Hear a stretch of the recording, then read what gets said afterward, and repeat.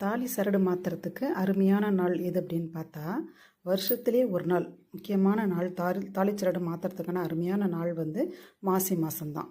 மாசி கயிறு பாசிப்படியே தங்கும் அப்படிங்கிறது ஐதீகம். அதாவது மாசி மாதத்தில் நம்ம இந்த தாலிச்சரடை மாற்றினோன்னா அது பாசி படியே நம்ம கழுத்தில் தங்கி இருக்கும் அப்படின்றது ஐதீகம். அதனால் இந்த மாசி மாதத்தில் வரக்கூடிய சங்கடஹர சதுர்த்தி அன்னைக்கு காலையில் நேரத்தில் ஏறு பொழுதில் நம்ம தாலிச்சரடு அது நல்ல நிலைமையிலே இருந்தால் கூட சரி, அந்த ஒரு ஐதீகத்துக்காக நம்ம இந்த சங்கடஹர சதுர்த்தி அன்னைக்கு காலையில் ஏறு பொழுதில் மாற்றிக்கிறது ரொம்ப ரொம்ப விசேஷம்.